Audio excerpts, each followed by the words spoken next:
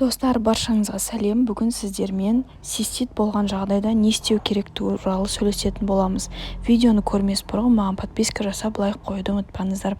Жаздың ыстығында шомылуға жиі баратынымыз рас.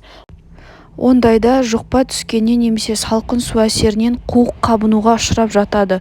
Бұл көп адамға таныс жайт. Егер сізде де цистит мазаласа, жылдам жәрдем ететін төмендегі мына әдістерді қолданып тезірек сауығып кетіңіз. Шағын тұзды ыстық табаға салып қуырып, матадан тігілген дорбаға салады. Сосын қызған тұздың үстіне ол суығанша жалаң аяқ тұру керек. Осындай әдісті 6 рет жасаңыз. Құлан таза айығып кетесіз. Тұздың бір қасиеті тез ысып, өте баяу суиды. Мұндайда табаннан өткен жылу бүкіл денеге тарап, түрлі аурудың алдын алып отырады.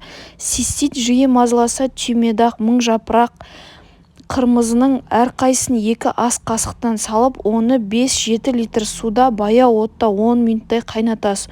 Оның ыстық буына кем дегенде 2 сағат отыру керек.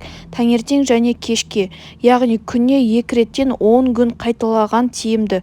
Бірақ булы ваннадан кейін жылы оранып жатуды ұмытпаңыз.